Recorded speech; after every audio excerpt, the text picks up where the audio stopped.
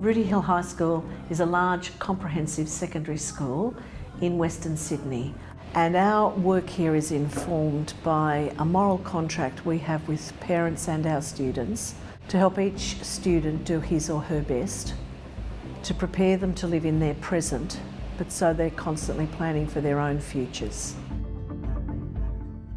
So our view is that our entrepreneurial learning programs, which includes the Young Entrepreneurs program, are a critical part of establishing the work and enterprise skills that our students need.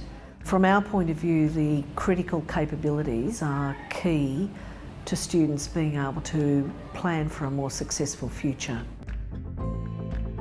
The risk in many schools, and particularly in years 10, 11 and 12, is that there are so many syllabus dot points that have to be covered, and many of them cover the factual knowledge. But no syllabus dot point exists alone. Nouns don't operate alone. You always have to do something with them.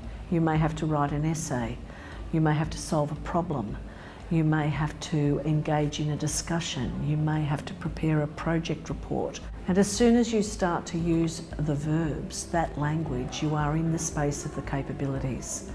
And one of the assumptions often made in traditional curriculum was that students knew how to do the capabilities, knew how to read a complex text and summarise it, knew how to write an essay even if they'd never written one before.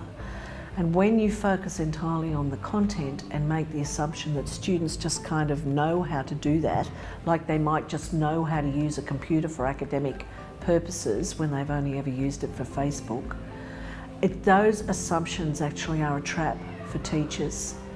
What's very important is to have a pedagogy that includes in the secondary school detailed, deep knowledge of the subject disciplines you're studying, but is informed by student mastery of the capabilities that are required to be able to engage with that subject matter.